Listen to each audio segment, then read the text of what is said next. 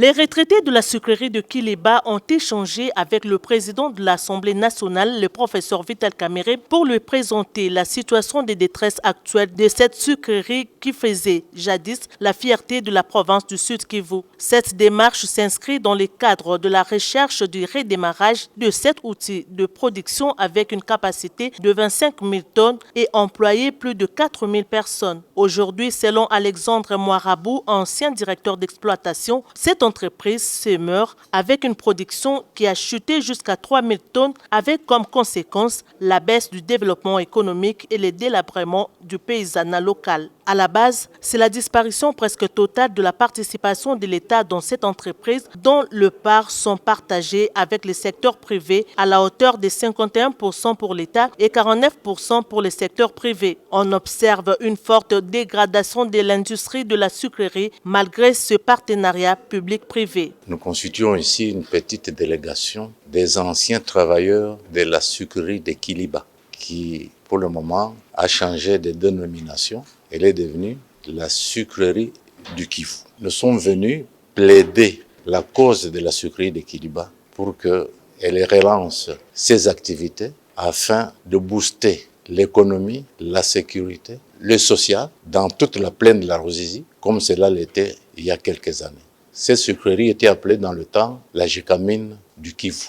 Nous souhaitons qu'elle redevienne cette Gécamine du Kivu que nous avons connue et cela est possible. Nous sommes convaincus qu'avec l'appui de l'honorable président de l'Assemblée nationale, qui est natif de là, cela ne posera aucun problème. Il nous a même dit qu'il a pris en main ce dossier et qu'il va s'investir corps et âme. Vous le connaissez, le président de l'Assemblée nationale. Quand il promet quelque chose, il le fait. Les retraités de la sucrerie de Kiliba sollicitent l'implication du président de l'Assemblée nationale pour amener le gouvernement à intervenir pour sauver cette entreprise jadis appelée la Gécamine du Sud Kivu. Ils ont par ailleurs rappelé que depuis leur mise en retraite, leur pension n'a été payée qu'à 30%. Avec cette situation chaotique que connaît cette sucrerie, ils ne savent plus à qui s'adresser, a précisé Alexandre Moirabou parlant au nom de la délégation. Très réceptif et concerné par cette douleur qu'il partage avec les fils et filles du Sud Kivu, le président de l'Assemblée nationale, le professeur Vital Kamerhe, a pris l'engagement de faire tout ce qui est de son pouvoir pour amener tous les intervenants nécessaires à réfléchir sur les voies et moyens de sauver la sucrerie de Kiliba.